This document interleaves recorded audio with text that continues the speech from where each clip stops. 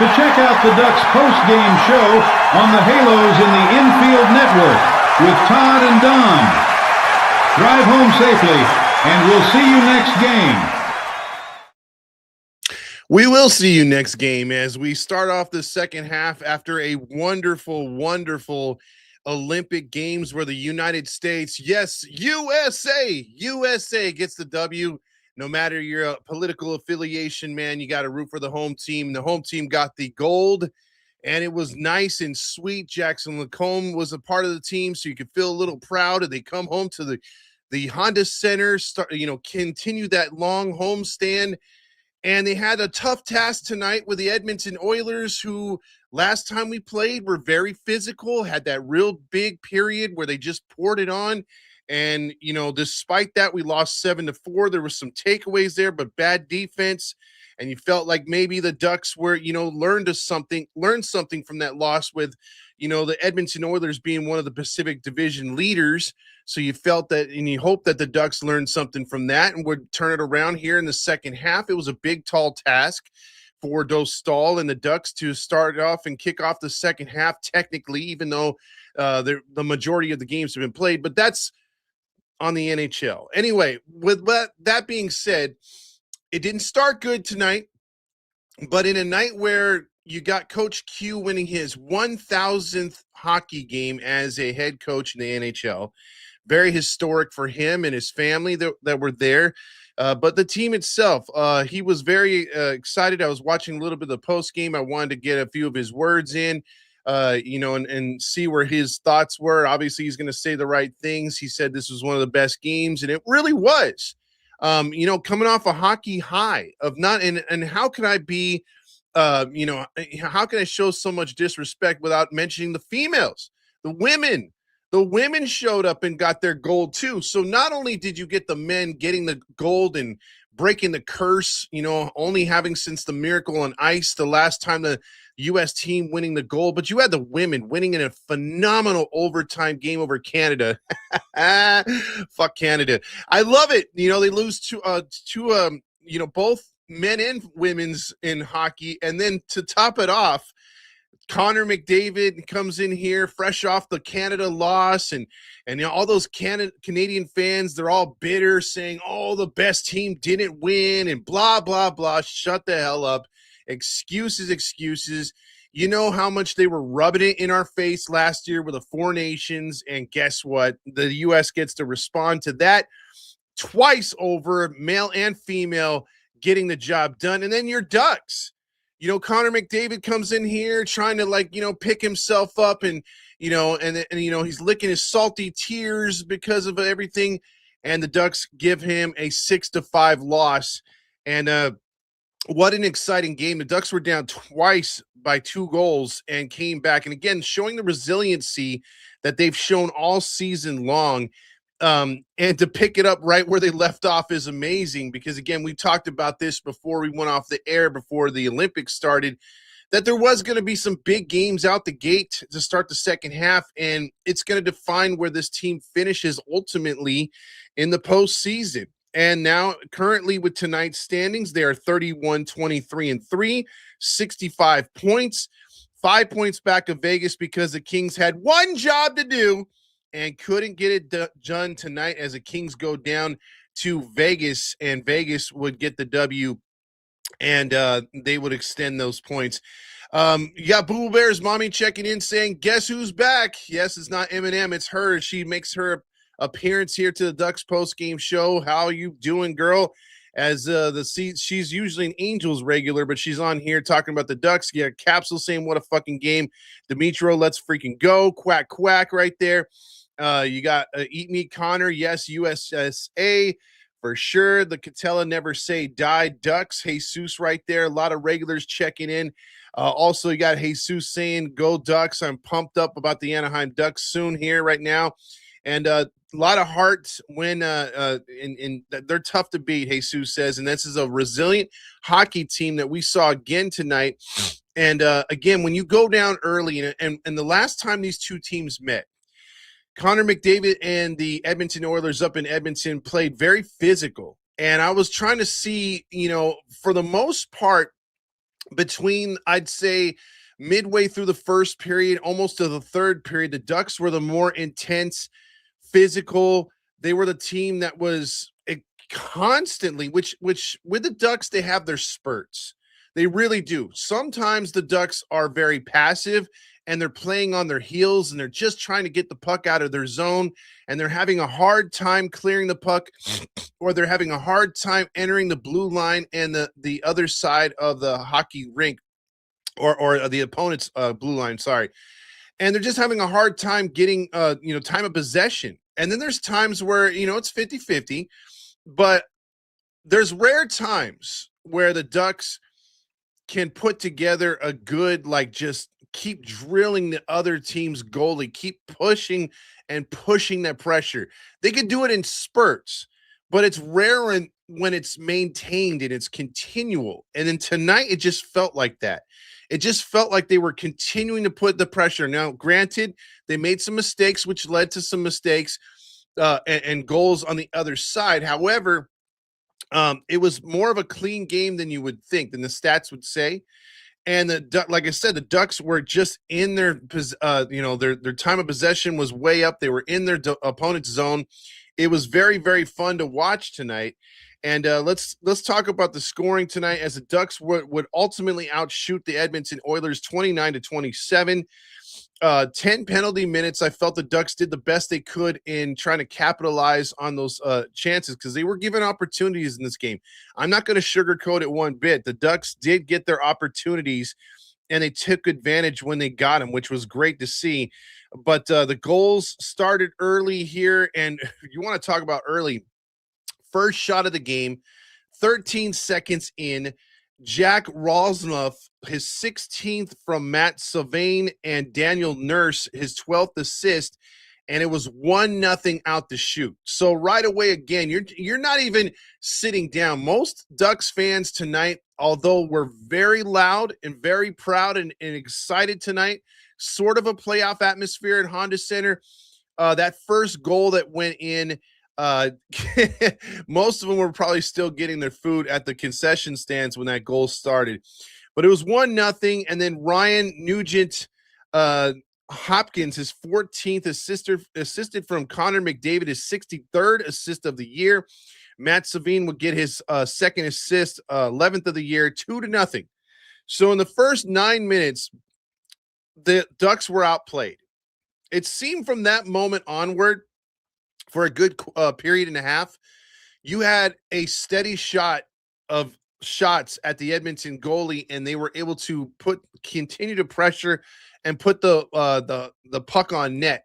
And just a minute later, it started with Ian Moore, who just took a slap shot off a rebound, or I think it was a pass that got away from somebody, went behind the boards, came right to Ian Moore.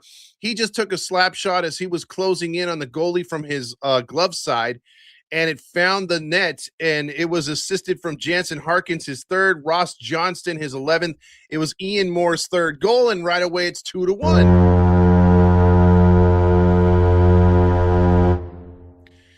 So he went to the second period feeling okay, 2-1. Let's stay within a goal. Not bad, not bad. Second period comes out. The Ducks continue to pressure. 3 minutes into the second period, Alex Kilhorn, assisted from, yes, that man, Leo Carlson. Uncle Carl is back. Uncle Leo, his 27th of the year as assist. Kilhorn's 8th goal. McTavish would get in on the point scoring with his 18th, and we got a new hockey game. It's 2-2, but not so fast, guys.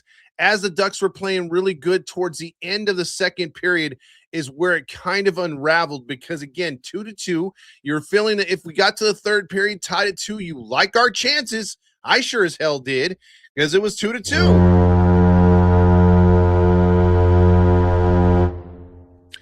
But again, not so fast, Ducks fans. The Edmonton Oilers decided to get a goal, not just one, but 2 goals at the end of the second period.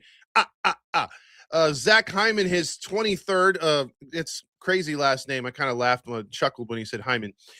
His 23rd of the year, and then you got Elkholm, his 22nd assist, and Bouchard, his 49th assist. 3-2, and then you're like, damn it, Dostal. But that one got through. It was 3-2. And then before you could recoup from that one, maybe you were like, okay, let me beat the fans to the concession stands, or let me use the restroom because basically the second period's over, whatever, right? You look up and all of a sudden, shit. Bouchard, 16th of the year, assist from Ryan Nugent-Hopkins, his 33rd assist, and then Connor McDavid chips in his 64th assist, and it's 4-2. So right there, you're like, damn it, the Canadians are probably going to get this one, man. They're up 4-2. That's what you would think. That's what you would think as a Ducks fan, maybe last year's way of thinking about how the Ducks played, or a few years ago, or, but this team's different. This team, like Jesus says, has this thing called heart. And they just don't have that give up mentality, or like, hey, let's hit the reset button. We'll play for tomorrow, or we'll play for Friday. They just don't have that. They seem to play a lot better. And guess who gets them out the gate to start the third period?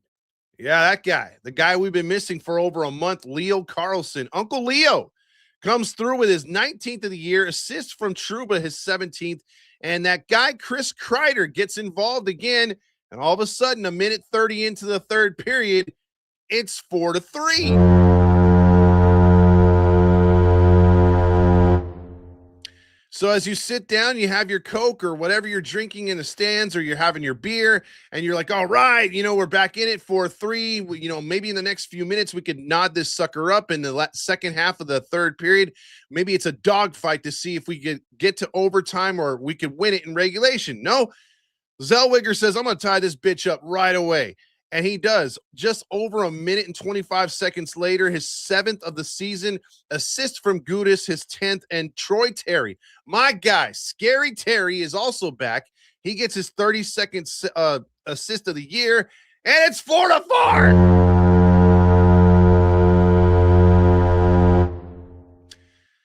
But just as we celebrated and got excited and everything else like that, not 3 minutes would go by when you had that guy again, that a-hole, Mr. Matt Savvy, or whatever the hell you say his name. I'm butcher the road guys a lot.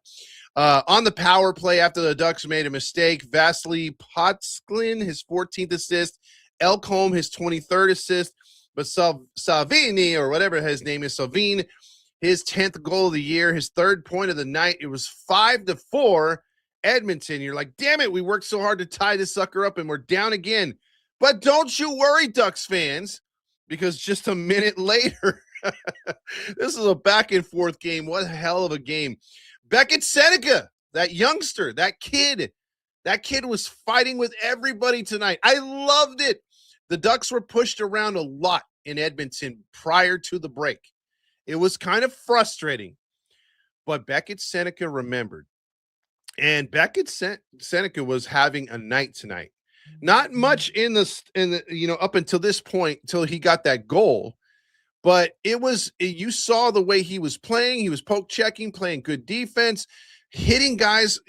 I mean, he got away with a couple cross checks. Let's just be honest, but he was kicking ass and taking names tonight, and that was awesome. And he's like, you know what? I have done everything tonight except score. So then he changed that up with his 19th of the year, assist from Jackson Lacombe, Mr. USA himself. We got a brand new game. It's 5-5.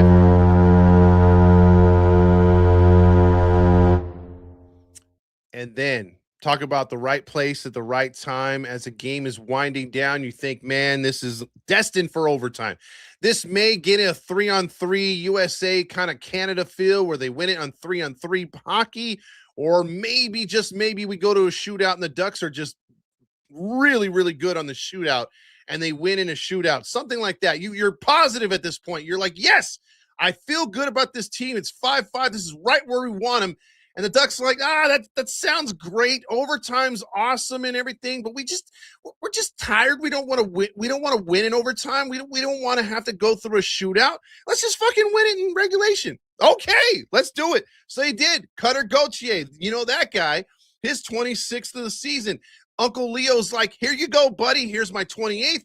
Kreider comes through with a 13th, and what you know, baby, 18:46 of the third period, the Ducks put the Oilers to sleep.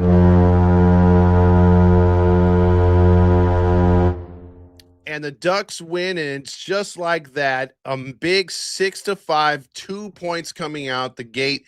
I thought that the Ducks broadcasters brought it up good on Victory Plus tonight, where Coach Q talked about these games all matter going down the stretch. You got 25 to 26 games. I think it's 25 after this. You gotta try to get points out of most, if not all of them. But if you would like to at least get points out of 85%, you're going to take a couple losses. Yes, you're not going to go undefeated. You're not going to get a point in every game, and you're not the Avalanche. But we feel, and I feel now more than ever, even prior to this game, that the Ducks are going to be a team of destiny. They control their own destiny. This is a team that can win any night against any team.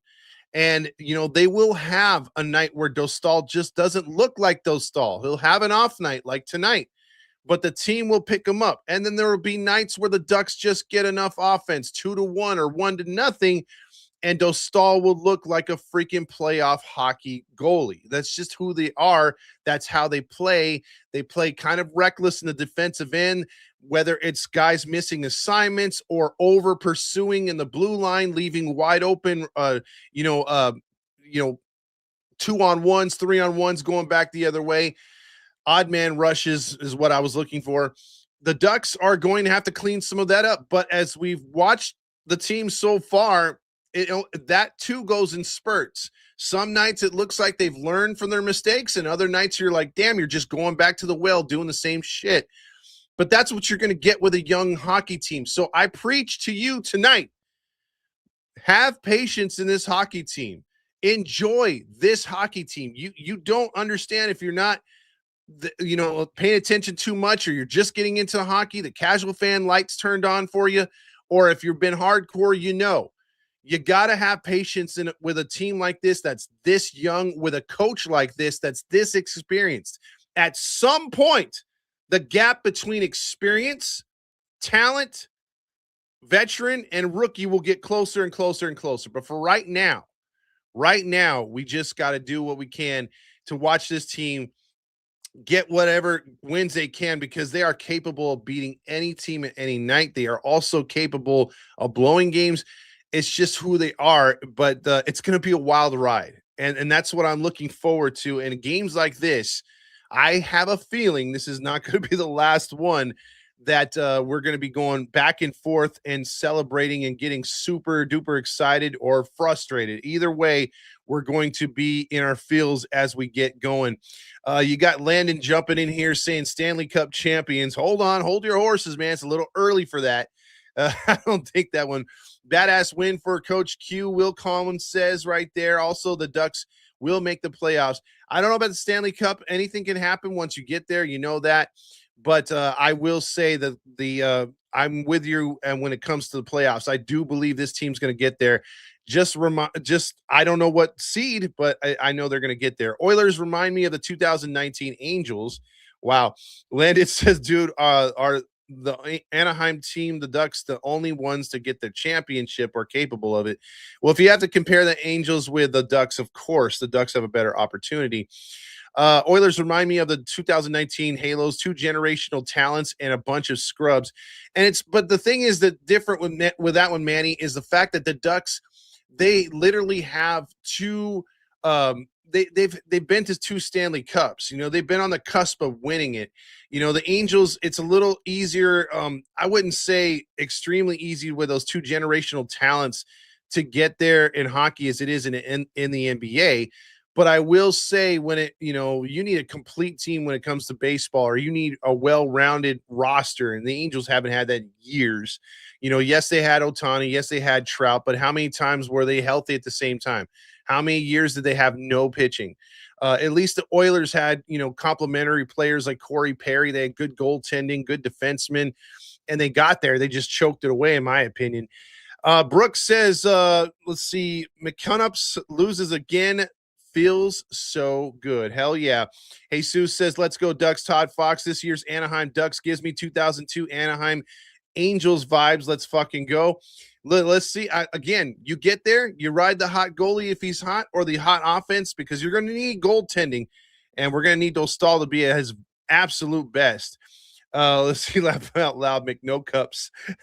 Yeah, that's and I slaughtered that one. My bad, right there, Brooke.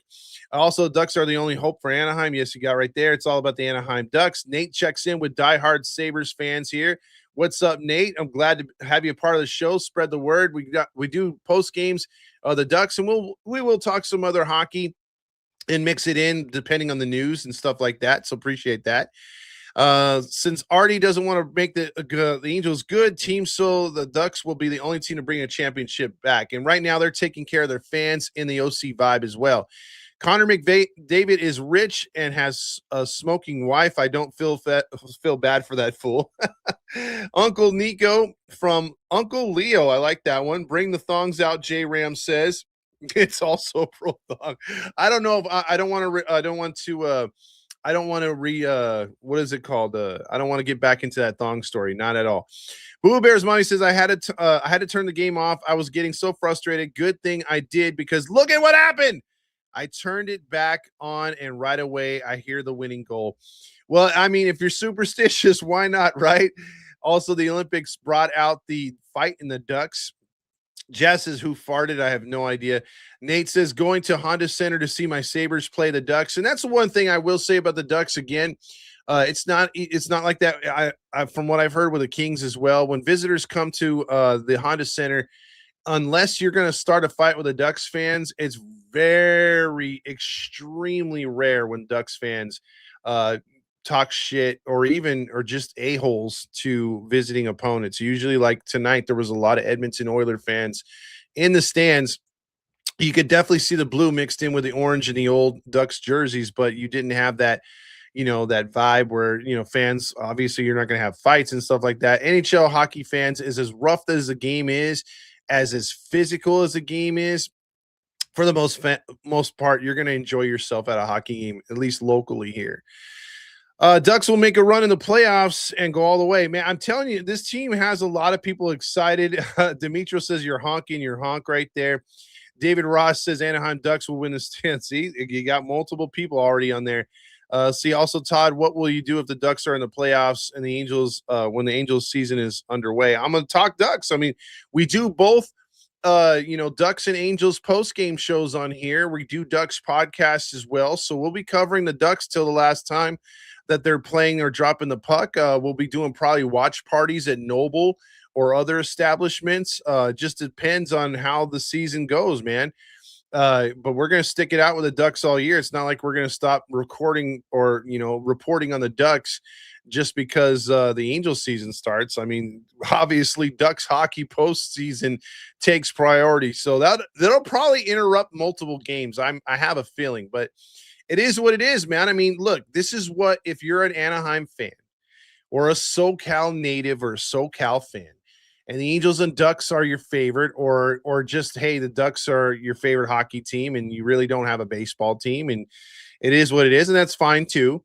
But you're going to be hyped up for the postseason. I mean, there's literally nothing like, if you're a hockey purist, if you're just a casual, NHL hockey postseason is unlike regular season. I think the closest thing you could talk about how NHL hockey postseason is the Olympics or Four Nations. If you've seen that over the last 2 years, that is how good hockey can be. There's a difference between regular season hockey where, okay, certain teams will dump a puck in and then just all fade back and do a real light, or do a heavy shift change, and all of them get off the ice at the same time. Or, there's just not, there's not guys that are going to go gung ho into the opponent's scoring area if they're too tired, if their shift has gone too long. You see extended shifts, you see harder hitting, you see guys laying it all out on the line, diving for pucks, swinging with their sticks as they're sliding on the ice to get the puck out the zone to give their defense. I mean, everything just means more. Everything is magnified more. All those passes that you could probably get away with in the regular season, in a hostile environment that may draw an icing, you don't do those in the postseason. You don't, unless you really have to take a chance. You kind of like, you have to play smarter. You have to play harder. and you have to know your P's and Q's. You have to be running the exact plays. You have to have the timing. It all matters. And I think that's why people appreciate postseason hockey as I do, because it's going to be exciting. And this is the exciting part for me and for you that are real Ducks fans that have been there all this time as much as me, and then all the other casual fans, or maybe the Ducks fans that have been deterred because, yeah, man, the last 7 years have been rough. There's been rebuilds. There's been Pat Verbeek under fire, but all of a sudden, between the Samuelis and Verbeek and the rest of the roster and the AHL team, the goals, and now the youth movement, Coach Q, there was a buzz about this season before it started, and then as it's gone on and on, you kind of bring up that hey, this team's never say die. It's going to be really fun. Let's see what happens. I kept saying, let's see what happens. Let's see what happens. If the wins continue to go, they're continuing to beat good opponents. Now you just got to beat down the bad opponents, because that's I feel between the defensive lapses at times, the penalties have been cleaned up pretty good. The offense is really good. The goaltending can use a little work. But my biggest thing now is when you play teams that are terrible like Calgary, Vancouver, Columbus, and stuff like that, beat them. Those are the wins that you need the most going down the stretch. So, that's sorry, it was a long-winded comment right there, but I just feel like this team is going to be something to watch. And when we get to the postseason, which we haven't talked about a lot, it's going to be a hell of a time. It's going to be really fun. We're going to be able to celebrate together, whether this team wins or loses in the postseason. And if they eventually go down, you got to look at it like this.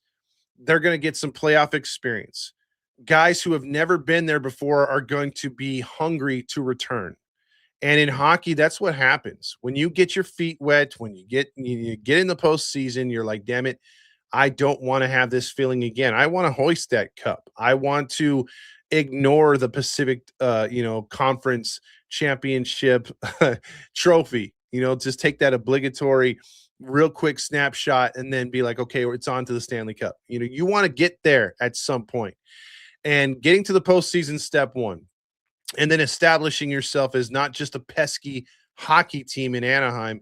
You want to establish yourself as the place to go and a dangerous place to play in. And Honda Center is getting harder and harder and harder to play at. So I love it. I love it. I love it. The Ducks are really stringing together some good hockey right here. Demetrio says, really starting to like Ian Moore on the third pairing. He had I think he was on the fourth line tonight. Anaheim Angels will come back. I hope so. Also, you got Kate Lee's in the car saying, do you think the Ducks are safe and affordable? I wouldn't say they're affordable. They're definitely safe. Their stadium's much nicer, and it's going to get better because the Samuelis are pouring a shit ton of money into that facility. I've never tripped and fell at that place. That place is pretty nice. So, yes, the Ducks are very safe, but they don't really care about that. Their top five has winning at number one, as our good friend would say. Capsule says, did you actually wear a thong, Todd Fox? Yes, I did. Last year, the moon came out during the day in my studio as I was covering the Angels. I said, if the Angels get back to 500, which at the time they were 8 games under, I thought, no way in hell. So I came on here and I did a Roger Lodge type of bet and said, hey, I'll wear a thong if the Angels can get back to 500. And I didn't think it had a chance in hell. And then right when I made that stupid bet, they won 8 straight games and got to 500. And then I had to show my white cheeks live on the podcast. So, and it's, if so, how come it never went? But they tried to make it viral. Randy made a whole video on it and everything. That was terrible. One Thing's Perfect says, thanks for beating the Coilers from a Canucks fan.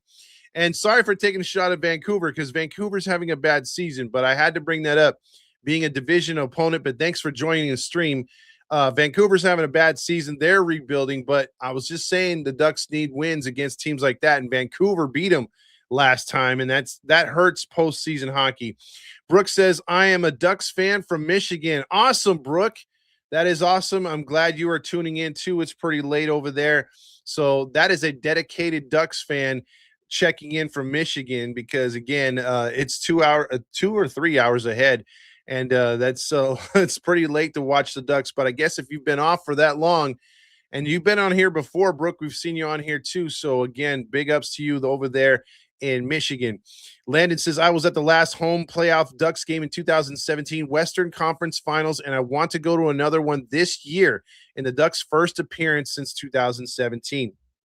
Well, if they get that far, that's great. But again, you got to think of one thing right now, and where the Ducks are, unless they go on an incredible run, you're looking at a team where they're probably going to wind up against Dallas or Colorado in the first round. And they've played, Colorado really tough. I'll say that. Now the Stars are a different story, but again, anything can happen in the postseason. Boo Bear's mommy says it's almost as if the Ducks are doing their best to give Anaheim something to cheer about. And I think they are. And I'm sorry about that right there. One thing's perfect. He says we are terrible. He's talking about the Vancouver Canucks. Your day will come again, my man. Your day will come again. But again, when it comes to the Ducks, I think they've done, if you're an Anaheim fan in general, SoCal fan, whatever, they've done everything right. Whereas the dumbass across the street of Catella has done everything wrong. From the stadium falling apart, from the, no rebrand, to just saying that safety first and all this other stupid crap, not pouring money into the team, the narrative in the media about, Artie spends, but he doesn't spend right. He's wasted a ton of money on bullshit. And when you've controlled the team and you haven't moved guys like Ohtani and getting a haul for the guy instead of letting him walk, and not putting anything around Trout, never buying pitching, never giving faith into the people running the organization. Look at the Ducks. Rebrand. We're Orange County. We're not LA. They literally told you that. The Samuelis are like, look, we want to make things better in the Anaheim area. We're going to bring jobs here. We're going to bring living accommodations here for people. We're going to bring shops here. We're going to do a lot of things. We want an eventual river walk. We're going to pay for it all. All we ask for is the city to help us do it, not financially, but with their jobs. We love the city of Anaheim. The Samuelis are worth like $41 billion, 10 times the amount. No, well, yeah, 10 times or more than what freaking Artie is. And they were like, hey, we'll work with Artie, just have him chip in a little bit. He doesn't want to. So the difference between the two organizations is night and day. The Ducks are on the ascension. They're ascending for sure. And the Angels are just stuck in neutral, man. It's almost like if the transmission's not working for the Angels. But the Ducks are this beautiful, brand new car, just fresh off the lot. And it's like, man, you're just thinking, if you see that car as a teenager, you're like, man, I could do so much with that car. I could impress so many people. They're it looks so awesome. That's what it looks like. And then you got the jalopy, which is the Angels, where it starts, but then it never finishes and it just sticks. So it's a very mid car, it's a really, I don't know. It's an Altima maybe with a bumper falling off and the transmission not working. Air conditioner never works. Only the heater comes on. I mean, the radio doesn't work. So there's a lot of analogies I can go. I'm probably slaughtering it, but either way, you get the point. The Ducks aren't that new shiny car like they used to be back in the day. And they haven't been that for a long time. Whereas the Ducks are just ascending. That's just beautiful, either that or their old car that's been repainted. And it's just, I don't know why I'm using car analogies. All I'm saying is the Ducks just have a better position than the Angels. Absolutely. Also, Sackman says we need the Ducks back in the Stanley Cup again. It would be their third time if they got there. Rex says, oh, snap, laugh my ass off. Yeah, it was the thong night. J Ram says your hockey IQ has gone up since the beginning of the season. Also, your enthusiasm has gone up. It sure has. Like I did, J Ram. I've always known hockey. It's just like I didn't know how to approach it. So when we started this show this year, I was not, and it's hard bouncing like doing the post game for the Angels is easier because I just, I just get my information out there or just portray to you, the listener, the watcher, of how I viewed the game personally, and it's raw reaction. And I'm like, you know what? Why am I changing that up for the Ducks? I should just be myself. But then there's times where I'm on here with Dom. And by the way, happy birthday, Dominic.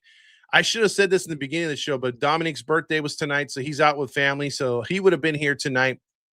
He's usually on here with me and we do podcasts and post games. That guy's Catella Chronicles. So if you want to follow him, I suggest, if you love hockey and Angels baseball, he covers it just like we do on Heedy. But shout out to Dominic. Happy birthday to you, my man. Another year older, my friend. I know all about that. But point being, I appreciate that, J Ram. It's just I just when I'm by myself, I could kind of like give you a little bit more where it's back and forth, and you kind of look at it through two broadcasters instead of the one. And sometimes I feel like I can word things better or express myself better. I don't know. But I do love doing the shows with Dom, because Dom gives me that other feel of, bouncing ideas off of each other, or just getting his viewpoint, seeing if it aligns with mine. And then there's certain things that he brings up that I didn't even think about, and vice versa. I love doing a show with Dom. Don't get me wrong. But sometimes I'm able to get into, more pure rants, and he is too, because I've heard him and he sounds different without me too. So either way, it works out.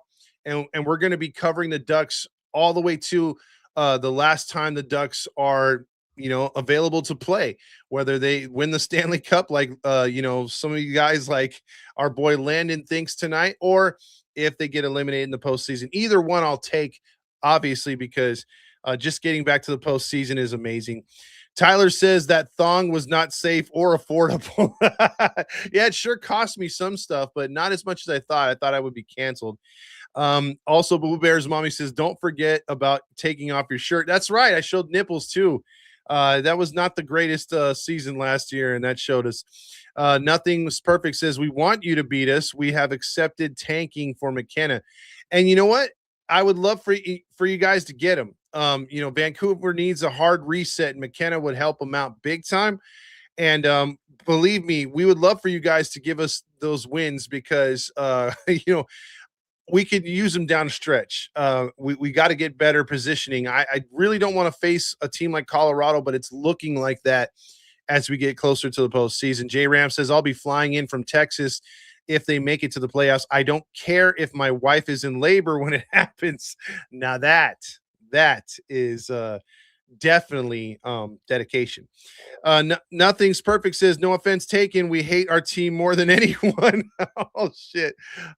Also, Landon says it looks like the Ducks will face the Golden Knights or the Oilers in the first round of the playoffs. If that happens, I do like the Ducks' chances. I really do. Especially how they played tonight against the Oilers. We have one more game with them next month, almost a full month from now, and we'll see how we line up when that game takes place. Landon also says the Angels analogy where they start but don't finish, is that a comparison to what happens to you? Ha ha ha. Saw you right there. And if you knew, if that was the case and you knew about that, then either my girl's telling you too much information, or how the hell do you know, you peeping Tom? Let's get to the 3 stars of the game, shall we, before we finish off the comments?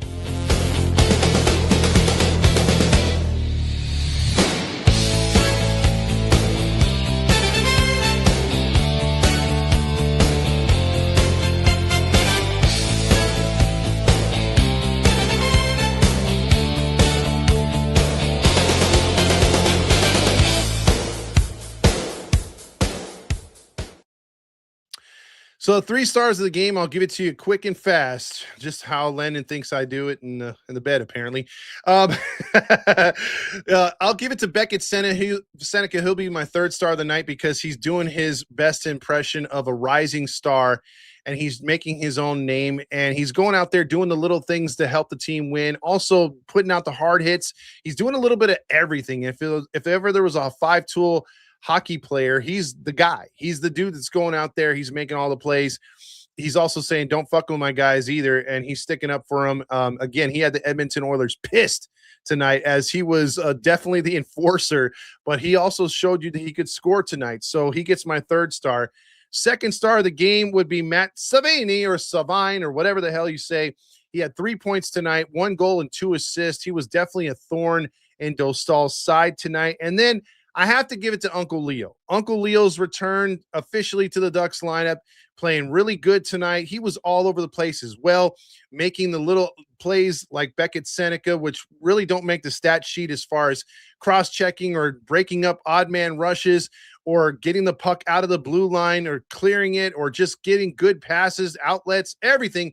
You name it, he did it tonight, including scoring a goal tonight and getting a couple assists. So it was nice to see Uncle Leo back in the scorecard tonight. Those are my 3 stars tonight. And if I got to give a Hoser Award, well, let's give the Hoser Award to someone who deserves it.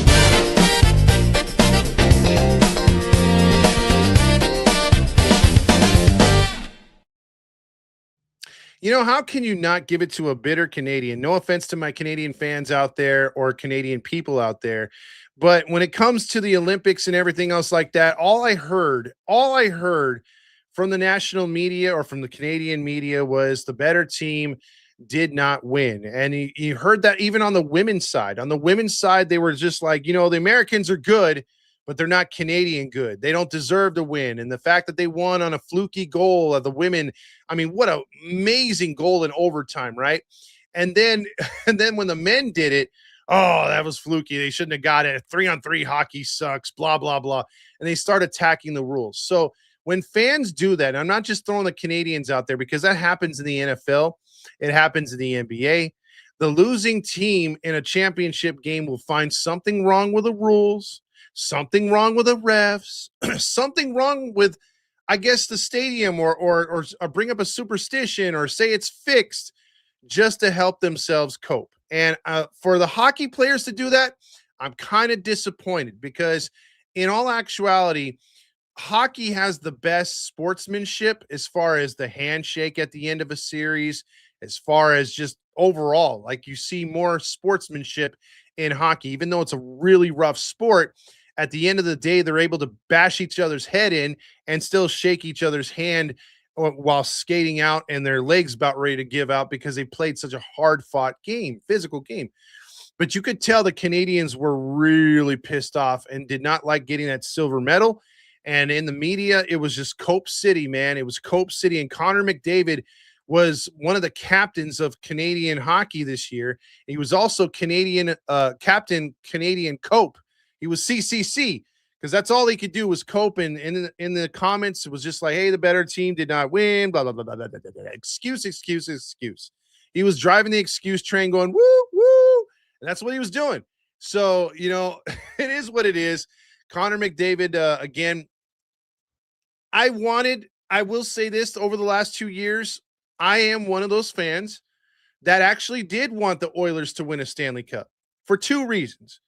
That franchise hadn't really been established or that good since the days of way back of having Wayne Gretzky and all his boys there and them actually winning a lot of Stanley Cups, number one. I like the Edmonton Oilers logo. I like the, and number 2, it is time, and it has been time for a Canadian team to win a goddamn cup. They've been close a couple times, but you haven't seen one for years. So, yes, I mean, decades at this point. So, I was rooting for. I mean, come on, does Florida really deserve a Stanley Cup? Well, I guess they do. They won 1 or 2, but it's sort of like I would have thought by now, Edmonton, a Canadian team would have won. Canada does deserve a title, as I thought this year in my hatred for the Dodgers. Even if another American League team, National League team, I guess anybody could have made the World Series for the National League, and Toronto's team was fun to watch. They were an easy team to root for. I wanted Canada to win. I was the same way when the Raptors went. A lot of fans weren't really rooting for the Raptors. They hate Drake. Drake had nothing to do for it for me. I liked Kawhi Leonard at the time, and I thought, man, it would be cool if he won another title with a different team and bring home a NBA title to Canada. And with that being their only team, it would have been awesome. And they did. They got it done. So it's not like I hate Canada. I really don't. I just don't like the coping. I don't like the excuses. If your team loses, just, hey, tip your cap, show some respect. If you want to say it didn't go the way we wanted to go, fine, so be it. If you want to, I much rather them blame the refs or something like that than just say, hey, you know what? We had more talent. How do you know? If you had more talent, you should have won. And then you can go back and say, coulda, woulda, shoulda, all you want. The goalie made an awesome play. You missed the open net like few times. Americans didn't exactly cash in all their chips either.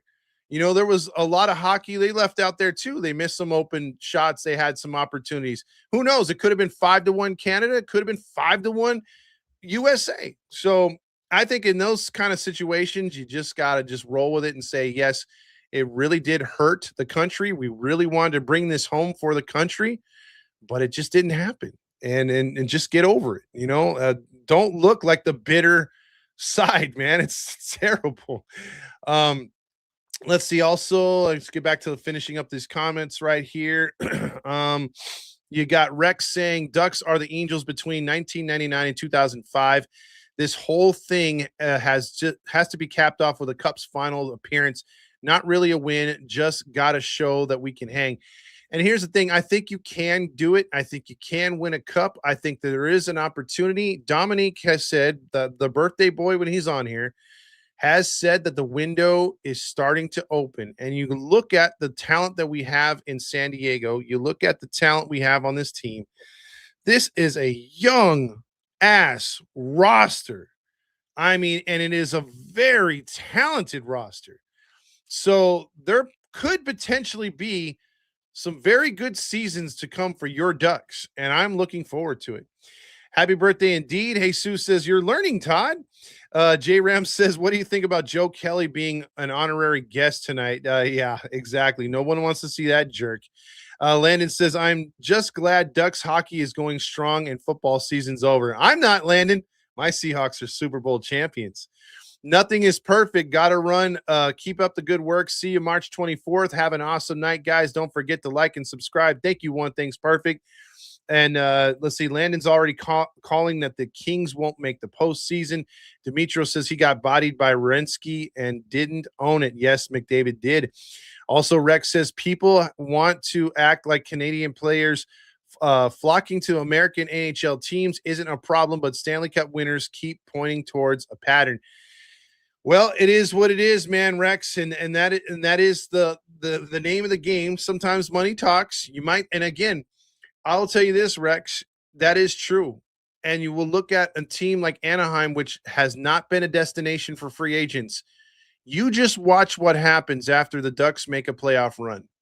Just watch what happens when they get to the postseason and the season ends with them either winning the cup, like Landon says, or if they just get to the postseason and have a good run. Everything's established. A good young core. Coach Q's coming back. Verbeek's in charge. We got more rookies coming. I mean, this is going to be fun. Free agents are going to flock here or even ask to come here. It's going to be great. Dimitri also says, I hope that we get the Avs in the first round so we could taunt McKinnon. Also, Landon, you got to put some respect on my team. I'm not going to allow that. You got to put some respect on that. Seahawks won. You talked a lot of crap, Landon, on the baseball show. You're like, when's the last time they were to the playoffs? Well, the Seahawks showed you. They won the fucking Super Bowl. My team, baby. My team won the Super Bowl. So I'm fresh and happy off of that. If the Ducks give me some playoff hockey, hell yeah, I'll be happy for that too. Now I just got to get the Angels to get their act together. God damn it.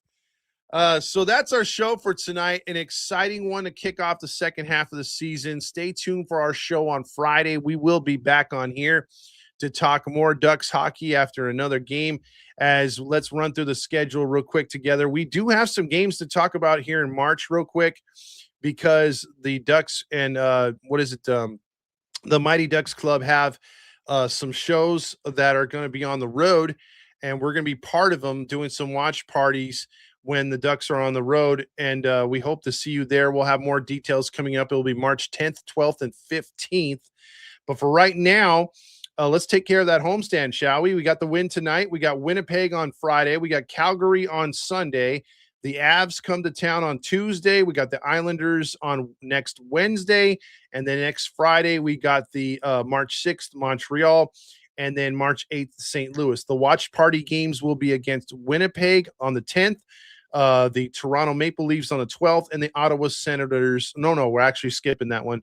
It'll be March 15th at Montreal. It'll be 3 different places you can come watch us and watch the game with us on the road. So I'll have details on that as we get closer to that.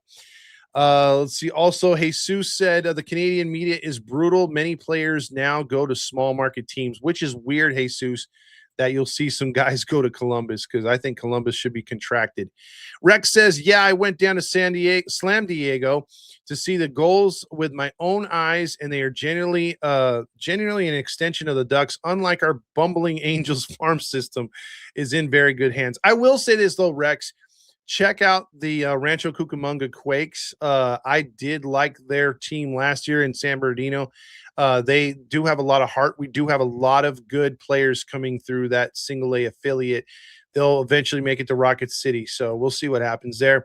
If you could pick one, Super Bowl, Game 7 World Series, or Game 7 NHL Finals. If you could pick one, Capsule says. I would have to say NHL and MLB are very, very close as number 1. But since I experienced both, I think I experienced as you may have too, the heart-wrenching loss in Game 7 to New Jersey.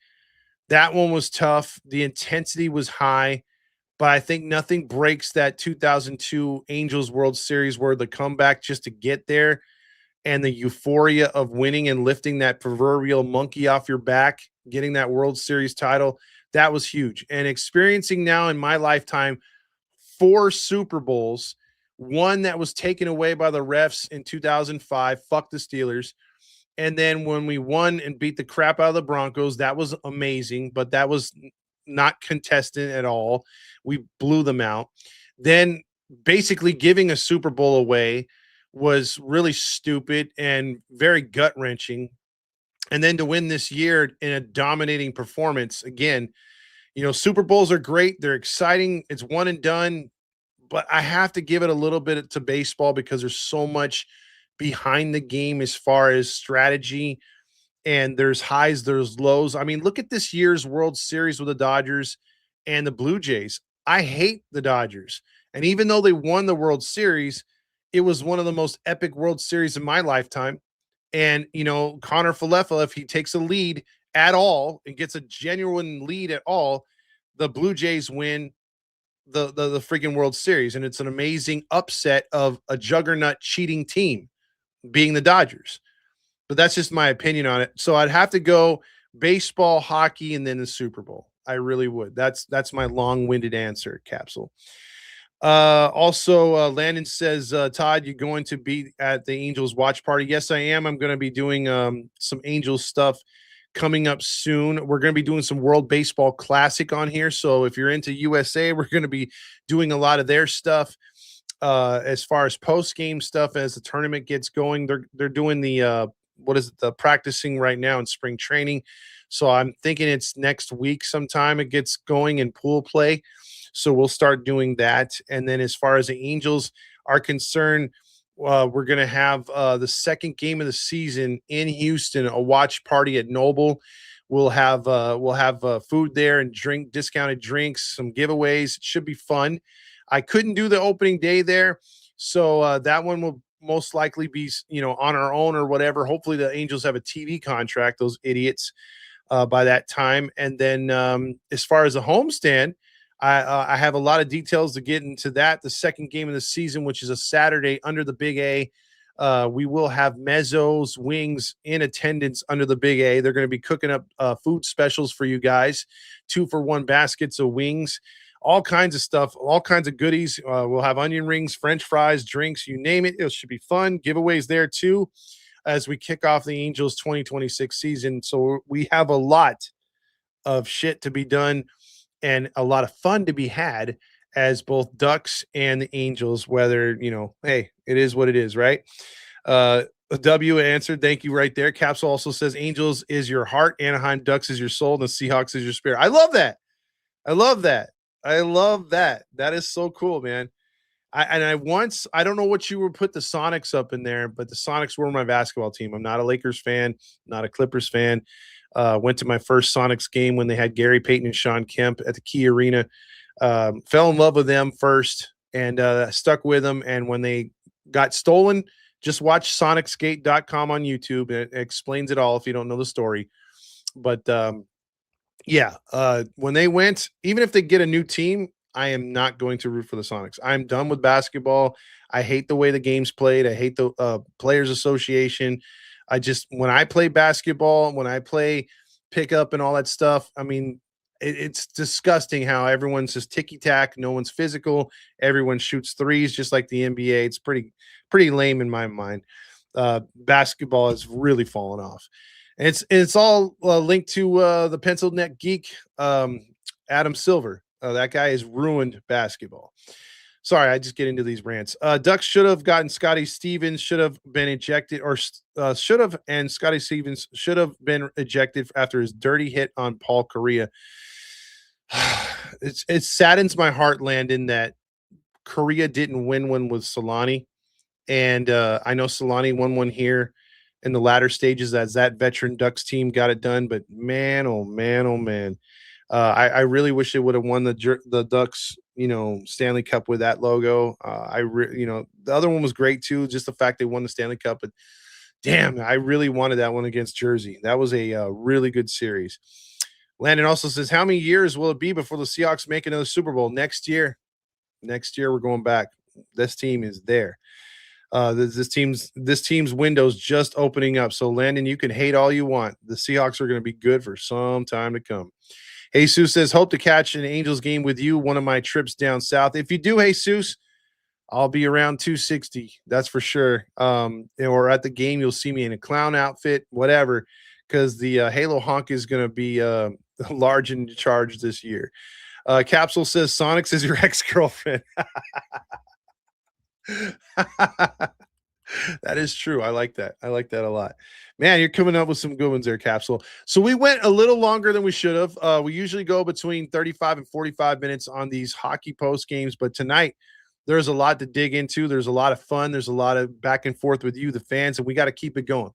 And I appreciate everybody coming on here and supporting us on Halos in the Infield. We're jumping up in numbers. So if you haven't subscribed, I really would appreciate you do so, because a lot of people are jumping on the bandwagon. It's good. And we're in our 5th year and we've done a lot of good things. A lot of the crew, hats off to everybody. Hats off to Dominic, the birthday boy. You got Rob, Fernando, James, Big Game James. We got Cowboy Vince. We got some new players in the field with Halo Joe, and you got Josh from Substack, and you got our boy from overseas who's been taking care of us too with Substack. So we've done a really good job here establishing this network, and we're looking to give you a lot more content as the Ducks continue to win. That's always good. It would be great if the Angels played like this into the new year and gave us something to cheer about too, because we haven't had too much to cheer about. But either way, when it was the dog days of August and September, you guys stuck with us. So we're going to stick with you and stick with the team and keep reporting, keep giving you a scoop on the Angels and the Ducks. And good night, Capsule. And Rex right there. Thanks for streaming, man. This is a solid production. I appreciate you, Rex. Tell a friend. That always helps us out. Word of mouth. We are not an LLC. So anybody that comes across our little dog and pony show or the podcast in general, we'd love to give ups to you when you help us out there. And that's why we give back to the community. Every dollar we make on here, we put it back into the show and to our events. So with that being said, everybody have a good rest of your night. It's late out there. The Ducks get the win, 6-5. Hails to the yeah. We will see you Friday.